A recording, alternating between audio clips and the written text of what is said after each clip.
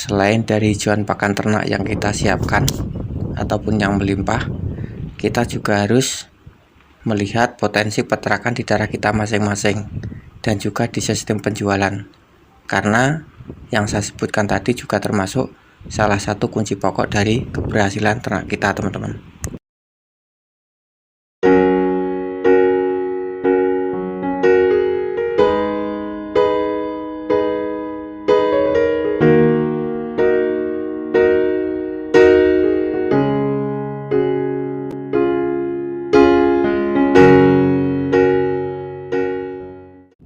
Assalamualaikum warahmatullahi wabarakatuh. Halo teman-teman, jumpa lagi di channel Swanding Awi.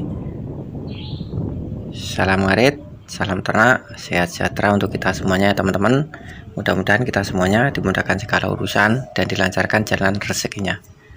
Oke teman-teman, pada kesempatan pagi ini saya ajak teman-teman untuk mengikuti aktivitas saya dan mendengarkan cerita saya teman-teman mengenai peternakan dan juga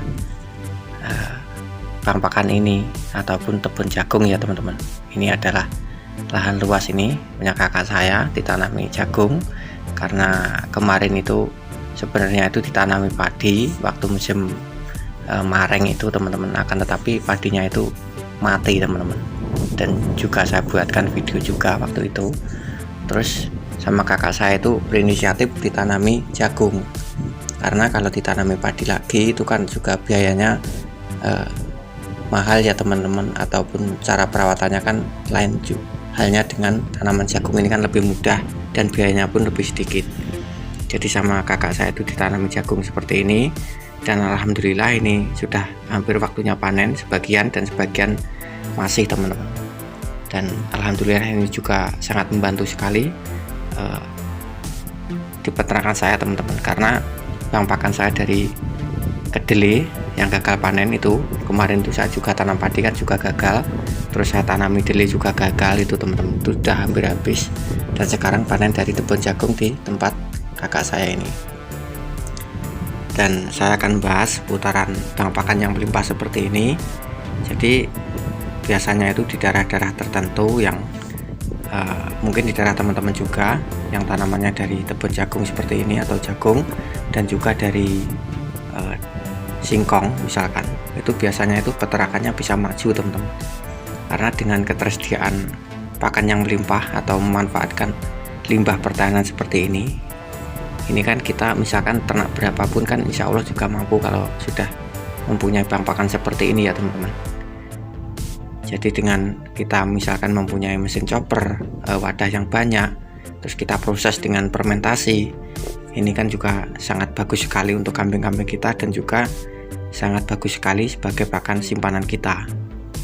Karena saya amati juga itu di daerah yang melimpah dari pertanian seperti ini biasanya itu peternakannya sangat maju teman-teman, karena tidak takut akan kehabisan pakan. Lain halnya di daerah kami, kalau daerah kami memang nggak berani, karena yang utama dipakan. Karena nggak ada pakan, kalau musim kemarau seperti ini susah sekali cari rumput, dan juga dari sistem penjualan juga berpengaruh teman-teman. Karena kalaupun kami bisa mengembangkan ternak kami dengan skala besar, misalkan di atas 30-50 ekor itu nanti misalkan kita bongkar waktu lebaran haji itu 15-20 ekor, itu sudah sangat sulit sekali. Karena kalau kita cuma mengandalkan satu pedagang itu saya rasa juga pedagang itu tidak mampu. Kalaupun mampu nanti uangnya juga dihutang dulu, biasanya seperti itu teman. Karena kebanyakan peternakan ataupun pedagang di daerah kami itu skala kecil ataupun pedagang lokalannya teman-teman. Jadi inilah masalahnya kenapa kami di sini itu tidak berani mengembangkan ternak kami dengan skala besar teman-teman. Dan ini juga pernah saya bahas di video-video kami yang sebelumnya. Tapi kalau masalah pakan sebenarnya itu insya Allah dengan kepunyaan lahan-lahan kami itu insya Allah cukup teman-teman. Misalkan kami ternak kambing 50 ekor pun insya Allah masih mampu dengan lahan yang kami punyai. Tapi kami memikirkan dengan sistem penjualan yang agak susah selama 2 tahun ini jadi kami agak sedikit trauma ya teman-teman. Tapi saya yakin di peternakan kambing ini sangat menguntungkan sekali teman-teman, karena jangankan kita, nenek moyang kita ataupun nabi-nabi kita dulu kan juga semuanya para peternak ya teman-teman. Jadi menilai dari situlah, insya Allah ternak kambing ini sangat menjanjikan hasilnya selama kita itu benar-benar merawatnya teman-teman. Jadi kita memang harus benar-benar yakin dalam melangkah di peternakan ini. Kalaupun teman-temanku ingin ternak dengan skala besar itu harus yakin, harus senang, dan juga harus mempersiapkan segala sesuatunya. Yang itu ya di pakan dan juga di penjualan. Kalau di daerah teman-teman penjualannya itu enak, ya tentu saja itu akan memudahkan teman-teman dalam memelihara ternak. Tapi kalau sistem penjualan daerah teman-teman sama seperti daerah saya rasa juga teman-teman akan agak merasa ketakutan dalam waktu pembongkaran. Jadi saya juga mengarit dengan kakak saya itu yang punya teman-teman, dan juga ini juga dibagikan ke teman-teman peternak daerah kami teman-teman yang mau mengarit, karena kalau kami arit sendiri pun juga nggak akan habis ini. Jadi ini juga sangat membantu sekali keberadaan dari tebon jagung ini,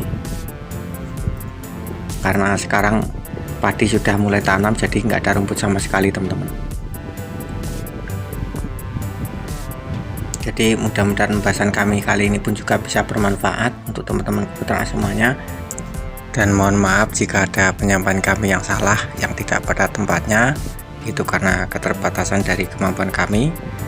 Dan mungkin bagi teman-temanku yang baru menemukan channel kami, yang suka dengan video kami dan keterangan kami, mohon didukung channel kami ini dengan cara di like, di komen, dan juga di subscribe. Tekan tombol loncengnya supaya teman-temanku mendapatkan video terbaru saat kami upload video.